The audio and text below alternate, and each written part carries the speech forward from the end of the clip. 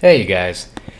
So, we decided that it's going to be a fun day and we're going to recite to you a horrible fanfic. And normally I'd have something for you, but instead I'm going to give you just plain out Chapter 2 of Organization 13, A Parallel Universe. 3 days later, we had once again begun our missions assigned to us by Psyx. I had been assigned to perform recon on giant, unidentified heartless that were terrorizing Twilight Town, a small but abundant town. On an off note, if you don't know what Twilight Town is, are you sure you should be writing this?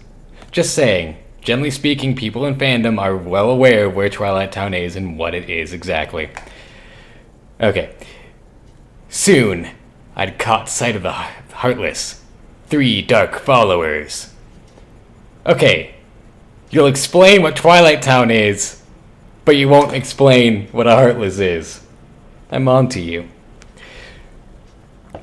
But unfortunately for me, they spotted me and attacked, catching me by surprise. I was thrown back hard against a brick building wall and nearly knocked out. I was slowly falling unconscious. Before I blacked out, I saw a portal of light, similar to our corridors of darkness. And then Zexia, who summoned an aqua blue and white Keyblade?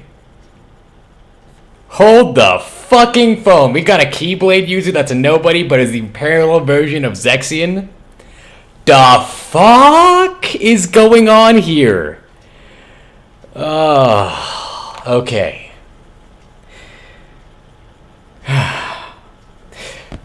The hilt and its protector were aqua blue, and the blade white. The guard was in shape of a heart, and at the end of the white blade, its teeth were in the shape of a wing. That was all I could see before I finally passed out. I remember waking up in my room, obviously on my bed, and feeling a bandage around my head. I must have gotten hit pretty hard to be knocked out. "Oh good, you're awake," says Vexen, coming in, followed by a female with the same platinum blonde hair and large, bright green eyes, her name being Evelyn. "Yes, what happened?" I asked, sitting up. The soft, white sheets slid off my torso, revealing slightly bloody bandages. "You were attacked, my giant heartless. They threw you against a building, giving you a concussion. You received the torso injury when the claws tore into your chest as one of them hit you," said Evelyn plainly, as if she was reading off from a list of grocery items or such. She removed the bandages. I wince in pain as they came off. Once they are removed, I flinch at what I see. I see 3 large rips in my chest, starting at my right shoulder and descending at a 45-degree angle and ending at the left side of my waist. Pain-killing herbs from Marluxia's secret garden are applied to the wounds, and new, clean bandages are applied. The herbs soon take effect, but are soon cut off when I try to get up. Pain and dizziness send me flopping back down into my bed. "I suggest you don't. Oh, you'll only reopen your wounds, and the fact that you have a concussion does not help at all," says Vexen calmly. A small female, around 14 or 15 years of age, bursts into the room, her deep blue eyes filled with worry. Brother, are you alright? Don't scare me like that.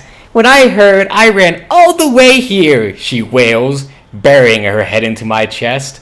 I wince in pain as I put my hand on her black-haired head eagerly. "Xian, sister, I am fine.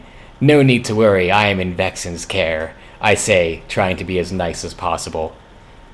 I didn't play much of Days that much, but I don't really recall Xian being around that often enough to actually, call anyone her family. But let's go on.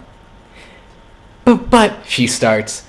"No buts, now go find Axel and Roxas," I say, shooing off to go find her best friends. "Okay," she says with a few blinks before smiling gleefully and rushing off to find the blonde head and the pyro redhead. I smiled after her. Vexen and Evelyn stood silently to the side, a crooked smile on each of their faces. I lie back down and drift into peaceful sleep. I dreamed about her, about Zexia. but it was different from what one could expect. I dreamed she had wings. Large, white, feathery, angelic wings. Beautiful. At first it was just her, then it was the rest of them. Organization 14, they called themselves. All of them. Every single one, down to number 14, Shan. They all had wings, like angels. If they are angels from a parallel universe, then what are we? Demons? No. We are incomplete beings that are not meant to exist. But maybe, perhaps, just possibly, one day we will be whole. Beings that exist for a purpose. The next day I woke up to my chest feeling numb. I couldn't even feel my lungs breaking in and breathing out air. Don't worry, it's a small side effect of the herbs Evelyn put on your nasty wounds, said a familiar voice off to the side of me. I jumped at the sudden silence break. I looked to my left to see Zexia sitting in my desk chair, smiling. Ha! You jumped, she added. I sat up and Zexia took my bandages off. The wounds on my chest were surprisingly healed, except for 3 large scars where the bloody rips in my flesh once were. Now don't push yourself too hard. Just because you are healed already, Zexia says with a grin. I won't, but answer me one question, I say with a small amount of venom in my voice. Ask away, my dear self, explains Zexia cheerfully. The reason for the winged silhouette on the back of your coats. Do you and the others have wings? I ask, the venom in my voice replaced by pure curiosity. Zexia froze. She stayed like this for a few moments before returning to me with a nervous smile and a thin sheet of sweat on her face. Wings? Why would you think wings? She asks, obviously uneasy about my simply asked question. I don't know. I guess it's because I had a strange dream where you and the others had large white rings, I say innocently. But it was a dream, right? I mean, you can't just base facts off some silly dream you had, replies Zexia with a giggly yet shaky voice. Huh, I guess you are right. I guess it was just a silly dream, I say, a smirk on my face. Zexia scratches her back and leaves. After she leaves, something catches my eye.